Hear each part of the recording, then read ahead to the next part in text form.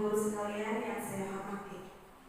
Pertama-tama, marilah kita panjatkan puji dan syukur kehadirat Allah Subhanahu wa Ta'ala, yang mana pada kesempatan kali ini kita masih diberikan kesempatan untuk melakukan kegiatan yang positif. Tak lupa salawat beserta salam semoga tercurah limpahkan kepada junjungan kita semua Nabi besar Muhammad SAW, kepada para sahabat-sahabatnya, para tabi'in-tabi'annya, sekaligus kepada kita selaku umatnya yang senantiasa taat dan patuh pada ajarannya sampai akhir zaman. Amin ya rabbal alamin. Ibu-ibu sekalian, sebelumnya izinkan saya untuk menyampaikan materi yang sudah saya dapatkan selama saya mengikuti kegiatan program CGP, yaitu mengenai menyebarkan pemahaman dan penerapan budaya positif. Sebelumnya, mohon maaf, saya di sini bukan untuk menggurui ibu-ibu semuanya, tapi hanya ingin berbagi ilmu tentang materi apa saja yang sudah saya dapatkan ketika saya mengikuti program guru penggerak ini. Materi yang akan saya sampaikan di sini yaitu terkait diseminasi menyebarkan pemahaman dan penerapan budaya positif. Sebelumnya, saya memiliki fasilitator dan pengajar praktik, yaitu ibu fasil saya, Ibu Hastuti, dan juga pengajar praktiknya Bapak Denny. Adapun budaya positif yang sudah diterapkan di sekolah kita, yaitu di UPTD SD 5 Hinggarsari. Yang pertama yaitu kegiatan literasi yang sudah biasa dilaksanakan pada hari Rabu. Untuk yang selanjutnya yaitu menerapkan 5S, yaitu senyum, salam, sopan dan santun. Untuk yang selanjutnya kegiatan semesta, diantaranya ada kegiatan sholat duha dan tadarus Al-Quran ketika sudah melaksanakan kegiatan sholat duha. Untuk yang selanjutnya yaitu pembelajaran yang berpihak pada murid. Selain itu juga upacara disiplin pada saat pelaksanaan upacara bendera merah putih. Dan yang selanjutnya yaitu kegiatan jumsih yang dilaksanakan setiap hari Jumat. Next. Adapun konsep inti dari budaya positif yaitu yang pertama perubahan paradigma baru, yang selanjutnya disiplin positif, nilai-nilai kebajikan, kebutuhan dasar manusia, motivasi perilaku manusia, posisi kontrol guru, keyakinan kelas, dan juga segitiga restitusi. Untuk yang pertama yang akan saya paparkan yaitu mengenai pembelajaran paradigma baru, di mana pembelajaran ini berpandangan bahwasanya pembelajaran dirancang berdasarkan prinsip pembelajaran berdiferensiasi, sehingga peserta didik belajar sesuai kebutuhan berdasarkan tahap perkembangan sesuai teori psikologi modern untuk mewujudkan profil pelajar Pancasila. Jadi di sini pembelajarannya yaitu guru mengetahui minat dan potensi yang ada pada muridnya. Selain itu juga guru setelah mengetahui bisa mengembangkan apa yang dimiliki oleh siswanya, sehingga potensi yang dimiliki oleh peserta didiknya bisa berkembang sesuai dengan minat dan bakatnya. Tentunya sesuai dengan profil pelajar Pancasila. Ada yang sudah tahu Bapak Ibu mengenai profil pelajar Pancasila? Saya yakin Bapak Ibu semuanya sudah mengetahui terkait profil pelajar Pancasila. Yang pertama ada apa, Bu? Beriman dan bertakwa. Selain itu juga apa? Berakhlak mulia, berkebinekaan global, mandiri dan kreatif. Ya, seperti yang sudah kita laksanakan ya Bapak Ibu semuanya, yaitu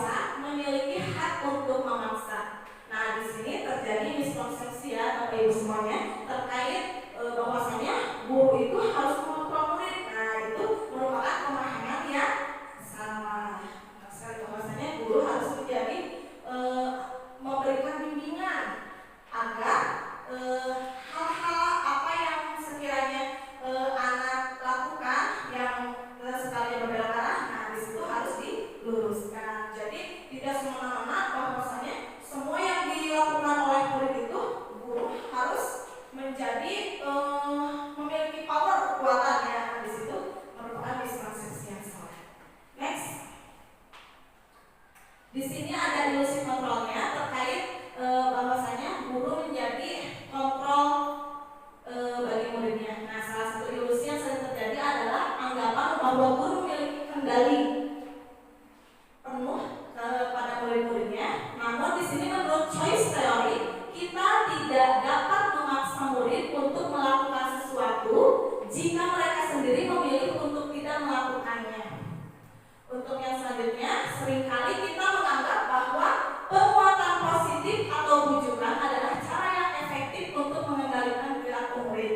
Nah, di sini namun menurut choice theory, segala upaya untuk mempengaruhi murid agar mengulangi perilaku tertentu juga merupakan bentuk kontrol. Next. Selanjutnya, pendekatan kritik dan upaya untuk membuat seorang merasa bersalah juga sering digunakan dalam upaya mengontrol perilaku murid. Namun di sini, menurut choice theory, penggunaan kritik dan rasa bersalah dianggap merugikan. Selanjutnya, nomor 4, ilusi bahwa orang dewasa memiliki hak untuk memaksa banyak orang yang percaya bahwa mereka memiliki tanggung jawab untuk murid-murid berbuat hal-hal tertentu. Nah, jadi terkait penjelasan tadi mengenai miskonsepsi tersebut, bahwasanya guru itu tidak harus mengontrol muridnya dengan penuh ya, tetapi di sini harus sebagai penasehat atau mengarahkan bahwasanya ketika ada perilaku siswanya yang menyimpang, guru harus meluruskannya. Tentunya tadi berdasarkan teori dan tadi. Next. Adapun di sini mengubah paradigma stimulus respon kepada pendekatan teori kontrol.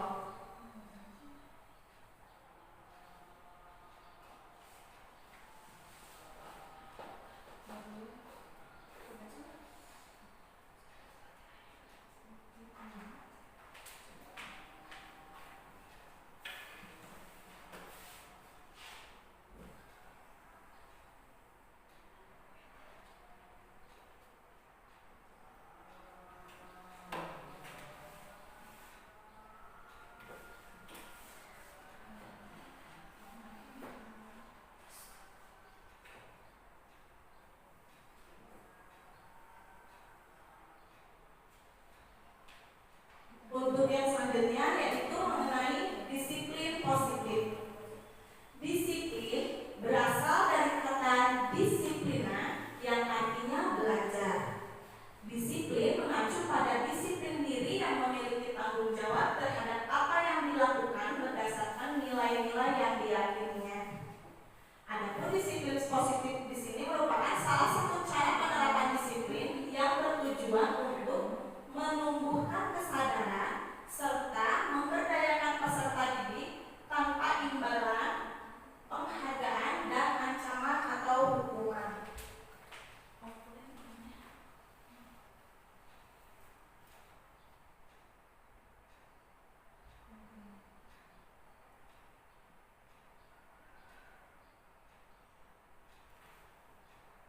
Selanjutnya yaitu terkait disiplin positif. Disiplin berasal dari kata disiplina yang artinya belajar. Disiplin mengacu pada disiplin diri yang memiliki tanggung jawab terhadap apa yang dilakukannya berdasarkan nilai-nilai yang diyakininya. Terkait disiplin positif ini merupakan salah satu cara penerapan disiplin yang bertujuan untuk menumbuhkan kesadaran serta memberdayakan peserta didik tanpa imbalan, penghargaan, dan ancaman ataupun hukuman. Jadi di sini disiplin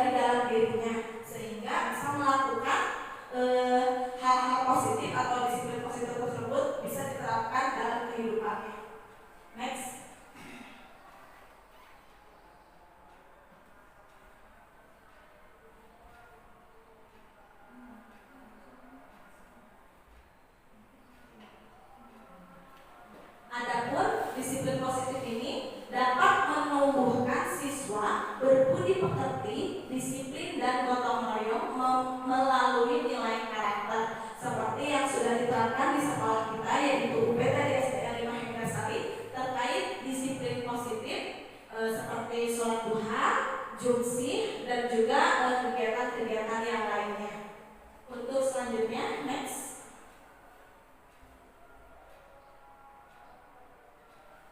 Yang ketiga yaitu nilai-nilai kebajikan, di mana nilai-nilai tersebut nilai yang disepakati secara bersama-sama lepas dari suku, bangsa, agama maupun latar belakangnya. Tentunya harus mengacu kepada profil pelajar Pancasila, di mana tadi beriman dan bertakwa, bernalar kritis, mandiri, bergotong royong, berkebinekaan global, dan juga kreatif dan mandiri. Untuk yang selanjutnya, IBO Primary Years Program PYP, di mana salah satu bentuk sifatnya yaitu toleransi, rasa hormat, integritas, mandiri, menghargai, kreatif, percaya diri, dan juga kerjasama. Nah, itu termasuk ke dalam IBO Primary Years Program atau PYP. Untuk yang selanjutnya, adanya memiliki keterampilan hidup. Salah satunya yaitu dapat dipercaya, lurus hati, tidak merendahkan orang lain, memberikan yang terbaik dari dirinya. Nah, itu termasuk ke dalam nilai-nilai kebajikan yang harus dimiliki oleh setiap peserta didik. Next.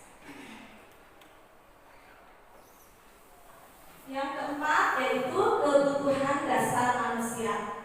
Sebelumnya, kebutuhan dasar manusia itu merupakan sesuatu yang kita lakukan untuk mendapatkan apa yang kita inginkan, di mana seluruh tindakan yang kita lakukan ini memiliki tujuan-tujuan tertentu, dan semua usaha terbaik yang kita lakukan adalah dalam rangka memenuhi kebutuhan dasar kita terpenuhi dengan baik.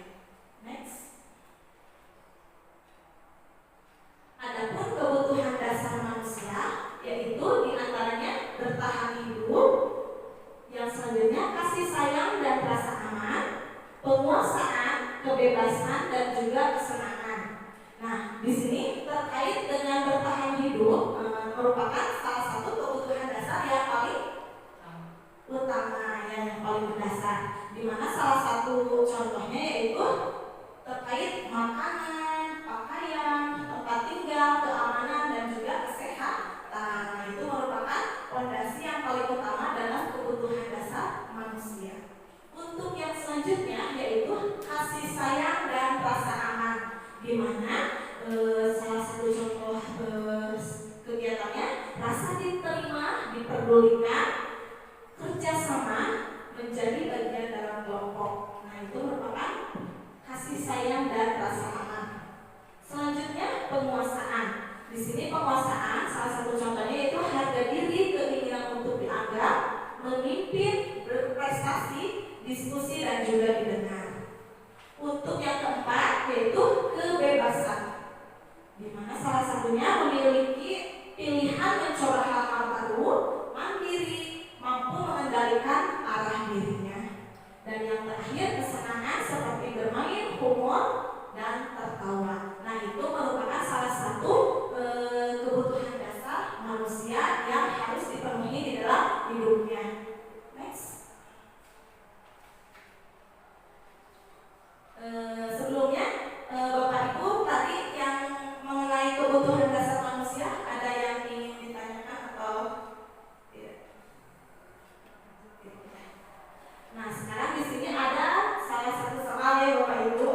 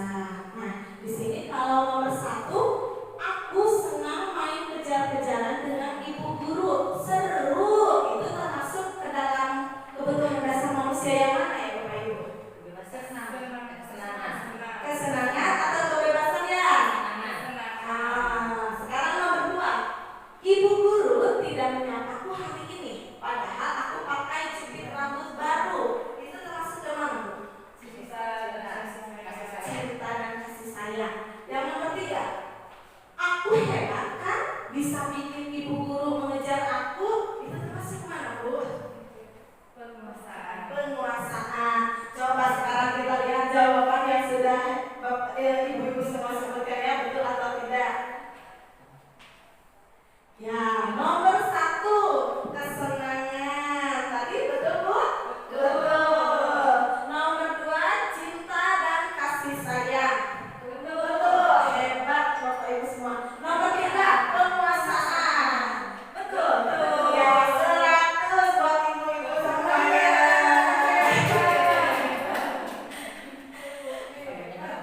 Next. Selanjutnya yang kelima terkait motivasi perilaku manusia, yaitu untuk menghindari ketidaknyamanan atau hukuman. Nah, selanjutnya untuk mendapatkan imbalan atau penghargaan dari orang lain. Yang ketiga untuk menjadi orang yang mereka inginkan, menghargai diri sendiri dengan nilai-nilai yang mereka percayai. Nah, di sini tentunya kita pernah mengalami hal yang menjadi motivasi perilaku manusia ya, terutama saya ya ibu-ibu semuanya.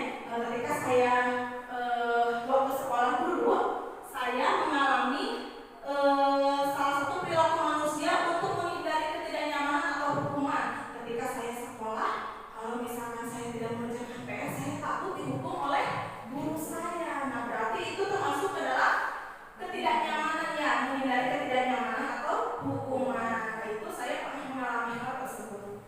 Untuk yang selanjutnya untuk mendapatkan imbalan atau penghargaan dari orang lain, saya juga pernah ibu-ibu semuanya mengalami hal tersebut. Saya termotivasi giat belajar atau ingin prestasi saya lebih meningkat karena nantinya diiming-imingi oleh orang tua saya kalau nanti mendapatkan ranking atau nilainya bagus, nanti diberi hadiah oleh ayah dan ibu seperti itu. Nah, itu termasuk ke dalam mendapatkan imbalan atau penghargaan dari orang lain. Untuk yang ketiga yaitu menjadi orang yang mereka inginkan, menghargai diri sendiri dengan nilai-nilai yang mereka percaya. Nah, untuk yang tahap selanjutnya, jadi anak tersebut melakukan hal-hal atau kegiatan yang mereka lakukan itu benar-benar terdorong dari dirinya sendiri, tidak ada paksaan atau iming-iming apapun dari orang lain. Seperti itu. Next.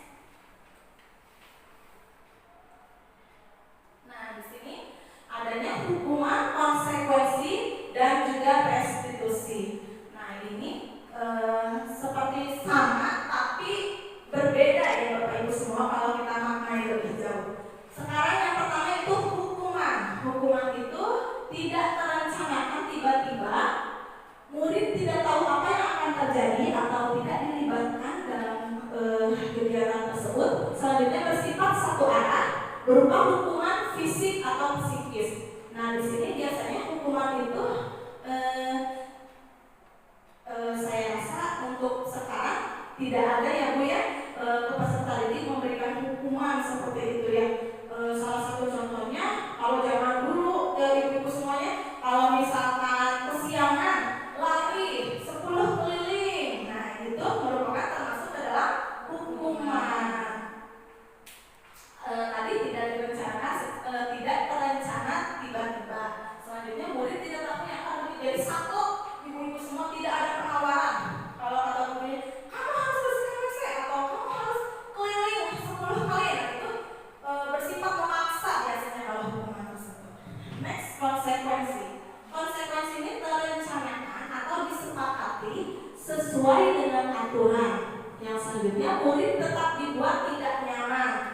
Sikap guru selalu memonitor murid. Nah, di sini hampir sama dengan hukuman, tetapi kalau konsekuensi itu tidak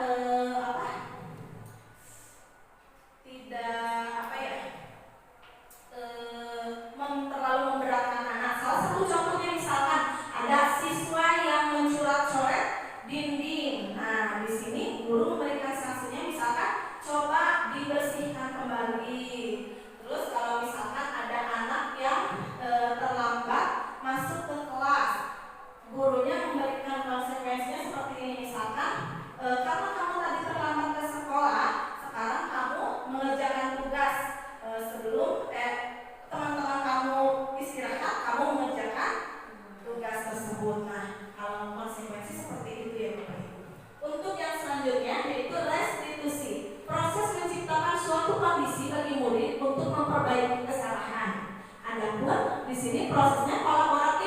yang mengajarkan agar murid dapat mencari solusi sendiri. Nah, ini ke tahap yang paling tinggi, yaitu restitusi. Next. Di sini bisa dibedakan mengenai hukuman, konsekuensi, dan juga restitusi. Kalau hukuman bersifat tidak terencana atau tiba-tiba, anak atau murid tidak tahu apa yang akan terjadi. Nah, di sini salah satu contohnya yaitu ketika anak tadi datang dengan terlambat, dia disuruh lari keliling lapangan, ataupun dihukum dengan cara yang berbeda lagi, yang bersifat mempengaruhi kepada psikis ataupun mentalnya. Next. Adapun tadi konsekuensi yaitu terencana dan sudah pasti disepakati oleh kedua belah pihak. Ya, misalkan ada anak yang mencoret-coret tadi, karena kamu mencoret-coret tembok, jadi konsekuensinya yaitu bersihkan. Ya. Next. Restitusi di sini menciptakan kondisi untuk memperbaiki kesalahan mereka sehingga mereka bisa kembali pada kelompok mereka. Next. Adapun di sini tadi yang sudah saya paparkan mengenai perbedaan hukuman dan konsekuensi. Di sini kalau hukuman sesuatu yang menyakitkan dan harus terjadi. Kalau konsekuensi sesuatu harus terjadi. Sedangkan hukuman membuat anak sakit fisik maupun hatinya untuk jangka waktu yang lama. Biasanya kalau yang bersifat hukuman itu sangat membekas pada anak, ya Bu Ibu semuanya. Misalkan sudah anak tersebut sudah dewasa juga, pasti terngiang-ngiang di dalam memorinya, ya Bu. Waktu saya SD saya pernah disuruh untuk keliling lapang, misalkan seperti itu. Nah, kalau untuk konsekuensi membuat anak merasa tidak nyaman dalam jangka waktu pendek. Nah, itu biasanya tidak terlalu membekas kepada hati ataupun memori anak. Untuk yang selanjutnya, anak membenci kedisiplinan. Nah, di sini karena hukumannya terlalu berat, jadi anak malah membenci disiplin. Buat apa disiplin? Toh akhirnya dihukum-hukum juga. Nah, jadi imbasnya seperti itu, anaknya menjadi membenci akan kedisiplinan. Untuk yang selanjutnya di sini kalau konsekuensi, anak menghargai disiplin.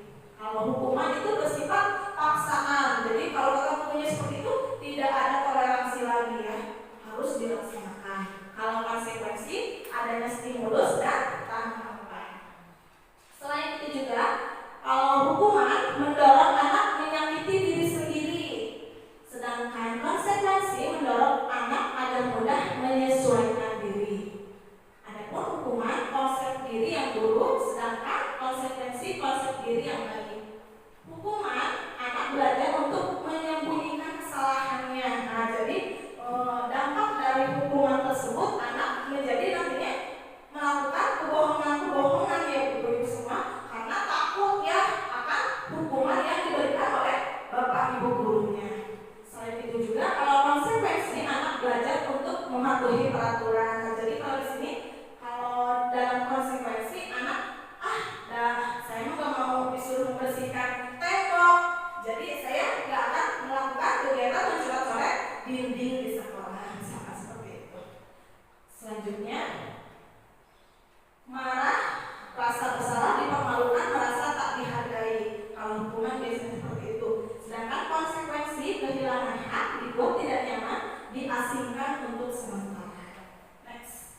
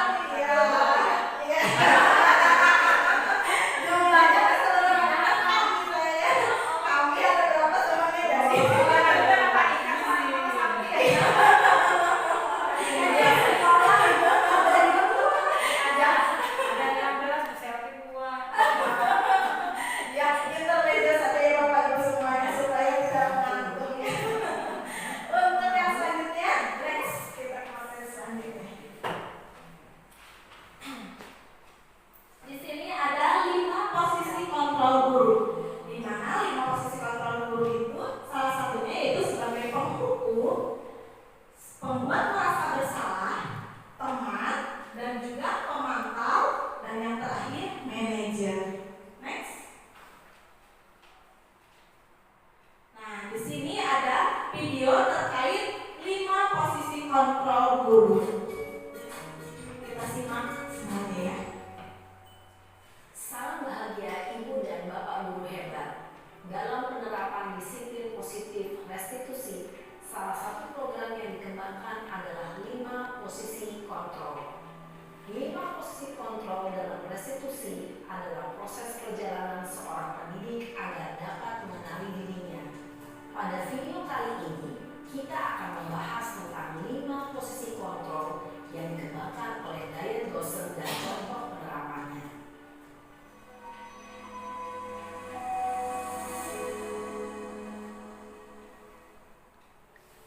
Posisi kontrol itu adalah 1. Posisi penghukum, 2. Posisi pembuat rasa bersalah, 3. Posisi teman, 4. Posisi pemantau atau monitor. Coba nanti kita simak baik-baik ada di mana posisi kontrol yang ada dalam 5 posisi tersebut. Mari kita saksikan kasus Naren yang terlambat hadir 20 menit di sekolah dan melihat bagaimana kelima posisi kontrol dalam menghadapi masalah tersebut.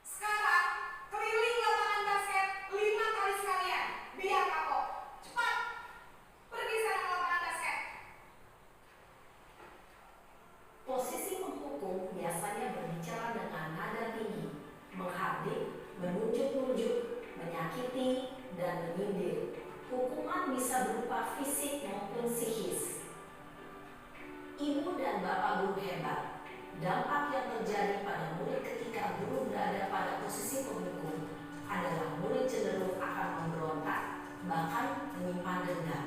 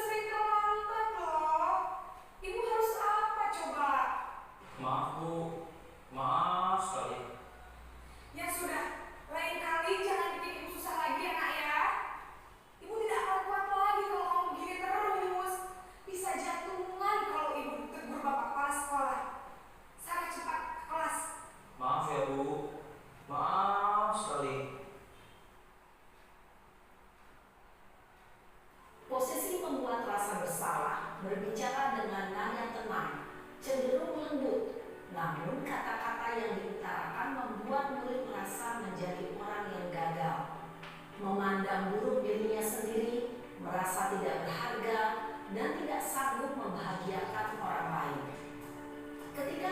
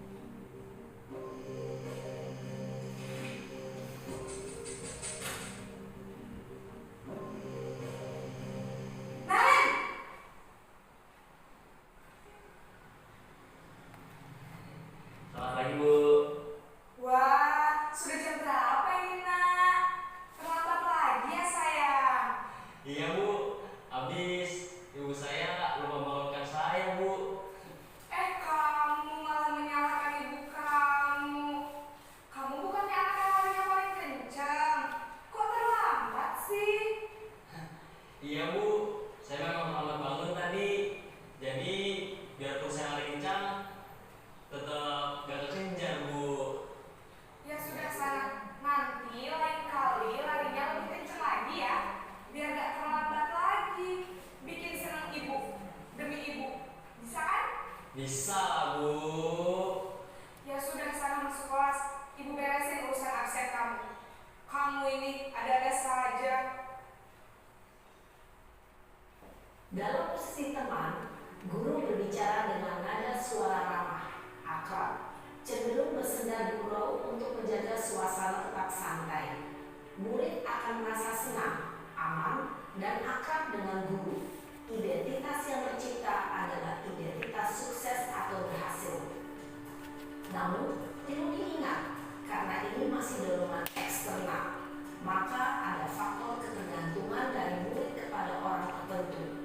Di sini, guru aksennya, sehingga di lain waktu, murid bisa berperilaku baik, namun hanya kepada orang-orang tertentu saja.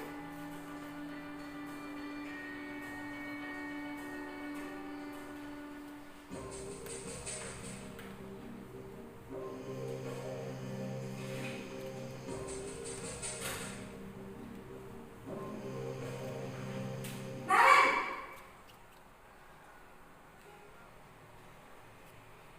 Selamat pagi, Bu. Naren, apa peraturan sekolah kita tentang jam berapa kita harus masuk sekolah, nak? Kita harus di sekolah jam 7, Bu. Iya betul, sekarang sudah jam 7.20. Naren sudah tahu konsekuensinya jika terlambat hadir. Paham, Bu. Saya harus tinggal kelas pas jam istirahat selama 20 menit. Iya benar, konsekuensinya demikian. Jadi nanti jam 9.30 pas istirahat, kamu harus tinggal di kelas, kerjakan tugas tambahan untuk ketertinggalan kamu, ya? Baik, Bu. Posisi pemantau mengandalkan penghitungan atau data untuk mengontrol murid. Guru mengarahkan murid berdasarkan peraturan dan konsekuensi. Seorang pemantau menunjukkan bahasa tubuh dan ekspresi wajah yang datar dan cenderung formal.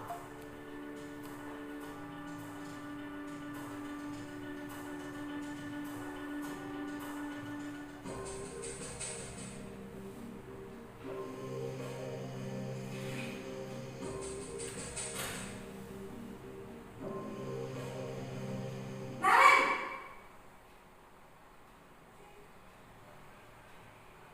Selamat pagi, Bu.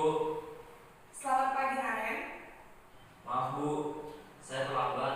Iya, sekolah masuknya jam 7, sekarang sudah jam 7.20. Jadi sekarang bagaimana ini, Naren? Maaf, Bu.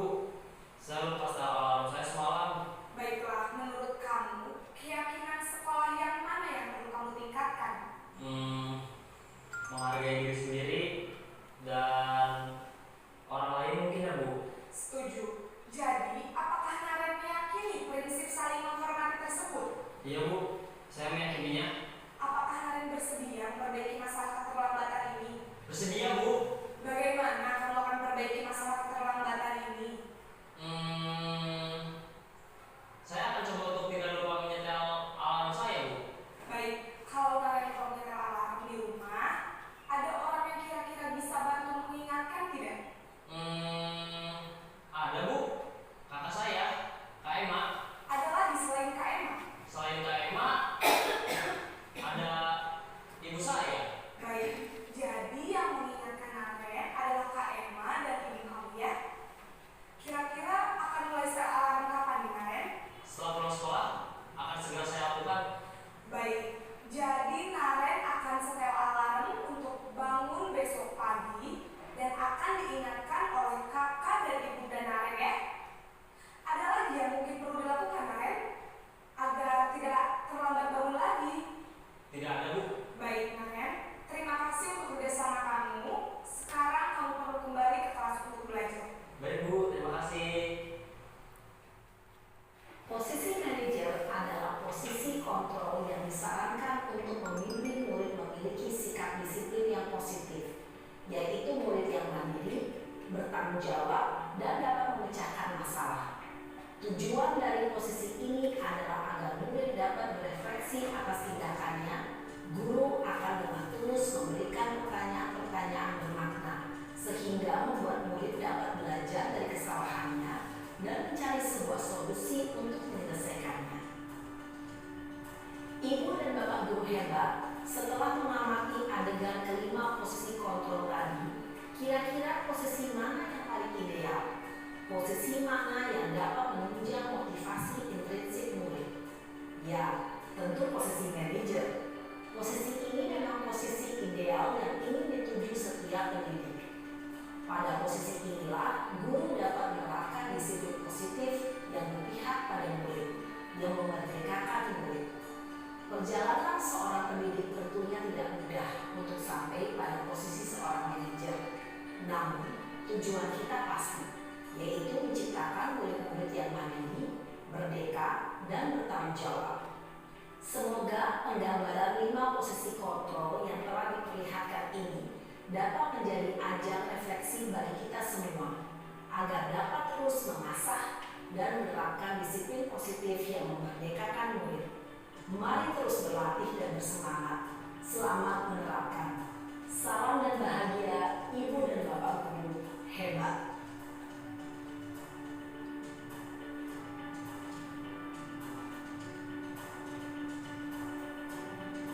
Ya, berdasarkan 5 posisi kontrol tadi yang sudah ditayangkan dalam video barusan, kira-kira posisi kontrol yang mana yang sudah ada dalam Ibu Guru semuanya? Ada yang mau mengatakan? Boleh berbagi pengalamannya, Pak Atin? Di depan Pak Atin boleh.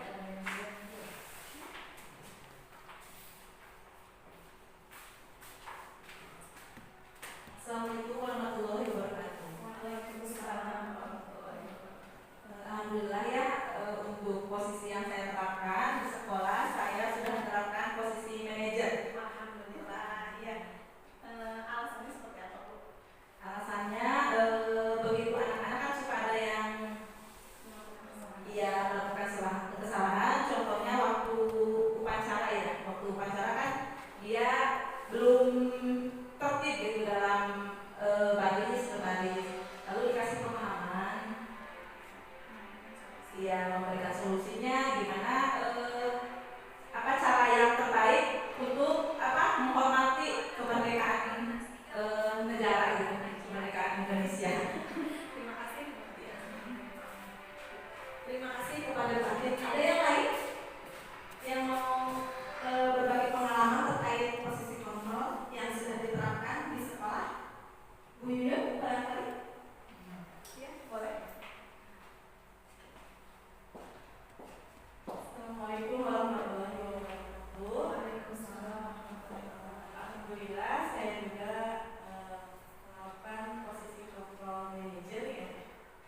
Ketika mendapati peserta didik yang datang terlambat, saya tanyakan dulu apa alasannya, kemudian keyakinan apa yang dilanggar, dan memberikan solusi bagaimana caranya supaya anak tersebut tidak terlambat. Terima kasih. Terima kasih kepada Bu Yuyun yang sudah berbagi pengalaman terkait posisi kontrol yang sudah diterapkan. Ya, betul sekali. Alhamdulillah Bapak Ibu semua di sekolah kita ya sudah melaksanakan posisi kontrol sebagai manajer, di mana posisi manajer itu tidak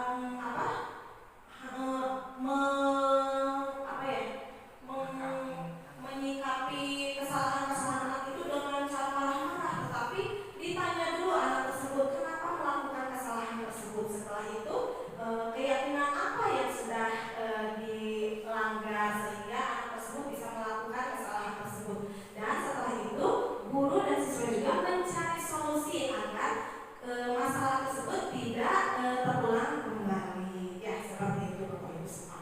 Next. Nah, di sini contoh penerapan 5 posisi kontrol guru, di mana ada kasus siswa tidak memakai atribut lengkap pada saat upacara bendera merah putih. Di sini kalau gurunya sebagai penghukum, salah satu kegiatannya itu menghukumnya hormat pada bendera selama 1 jam. Nah, itu dapat melukai hati siswa ya Bapak Ibu semua, dapat membekas dan dalam memori dan ingatannya. Hormat pada bendera selama 1 jam itu kan dapat membuat anak tersebut lelah ya, fisik maupun psikisnya.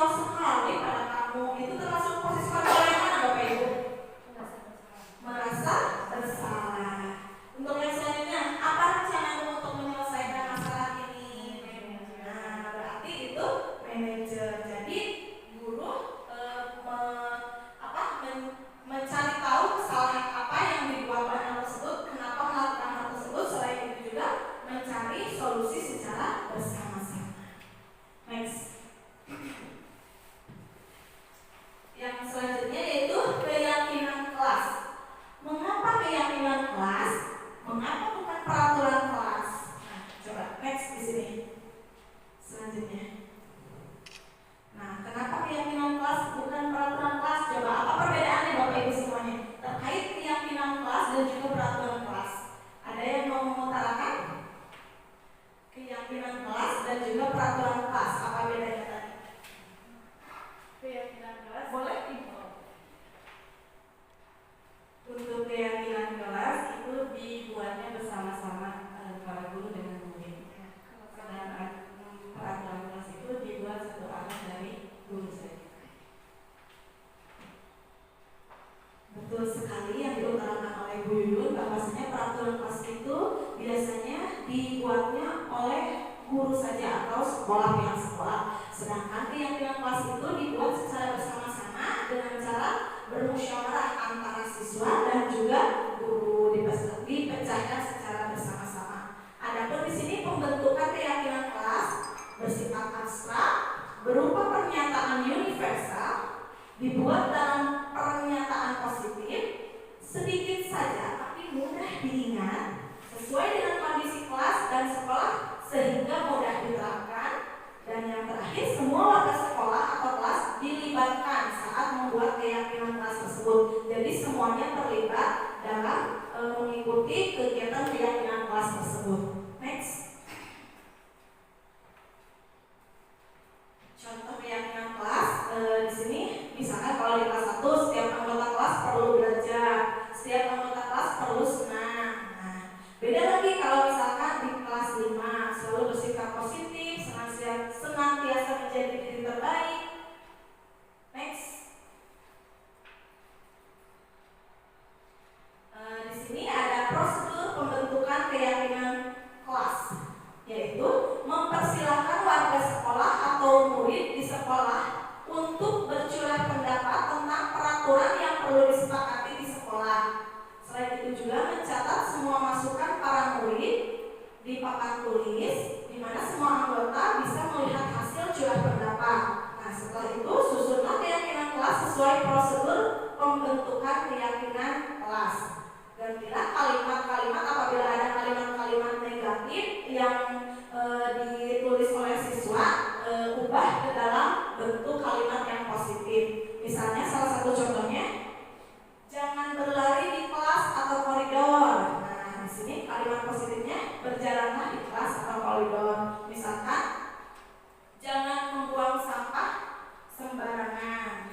Misalkan, buanglah sampah pada tempatnya, seperti itu. Next.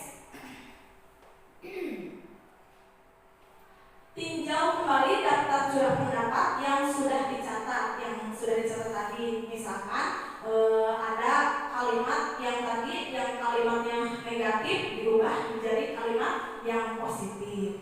Next. Nah, tadi kebetulan saya sudah menerapkan keyakinan kelas tersebut di kelas 1 ya Bapak Ibu semuanya.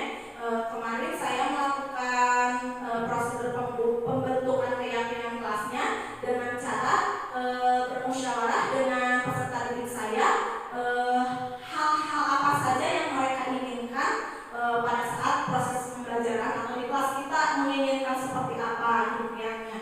Setelah itu anak menuliskan impian-impiannya tersebut atau hal-hal yang diinginkannya dan menempelkannya di papan tulis dengan menggunakan stick note. Setelah itu ditinjau ulang ada kalimat-kalimat yang negatif atau tidak, lalu saya ubah atau bentuk dalam kalimat positif. Selain itu juga didiskusikan secara bersama-sama keyakinan kelas mana yang akan dilaksanakan. Nah, ini merupakan salah satu bentuk keyakinan kelas yang sudah saya buat di kelas 1. Next. Yaitu salah satunya disiplin waktu, belajar dengan gembira ya. Kebetulan kan kalau anak kelas 1 masih transisi PAUD kalau kemarin ya Bapak Ibu. Jadi bagaimana caranya saya melakukan pembelajaran yang menyenangkan dan gembira sehingga hal tersebut bisa bermakna terhadap peserta didik saya. Untuk yang selanjutnya mengerjakan tugas dan piket dengan penuh tanggung jawab.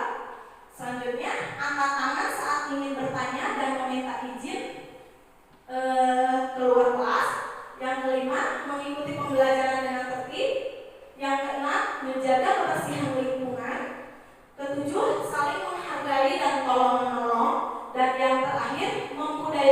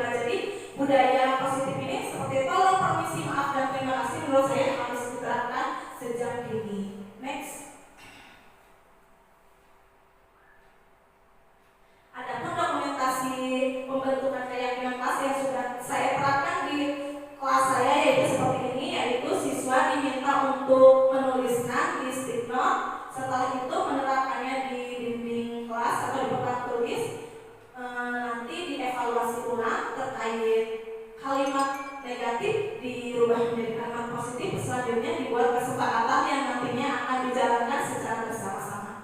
Next. Untuk yang selanjutnya yaitu segitiga restitusi, yaitu suatu proses dialog yang dijalankan oleh guru agar dapat menghasilkan murid yang mandiri dan bertanggung jawab, di mana segitiga restitusi ini di dalamnya ada menstabilkan identitas, validasi tindakan yang salah, dan juga menanyakan keyakinan. Next.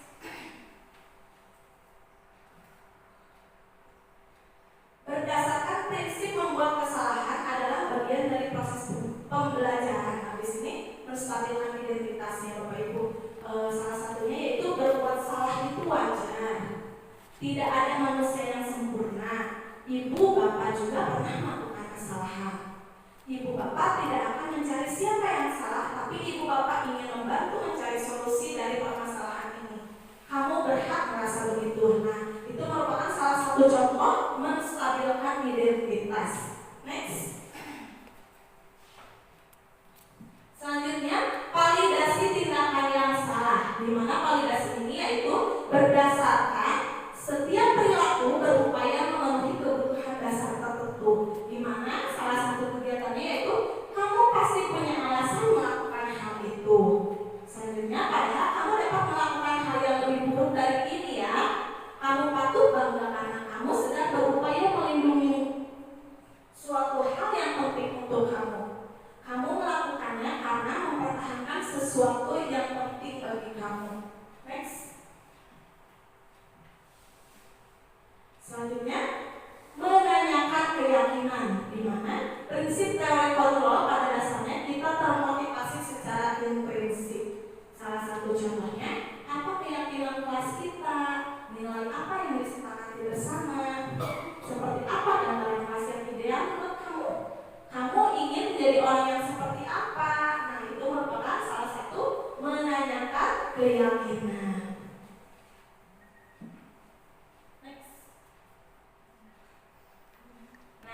Kebetulan kemarin saya juga sudah melakukan penerapan segitiga restitusi yang sudah saya lakukan di kelas saya, yaitu kegiatannya seperti ini,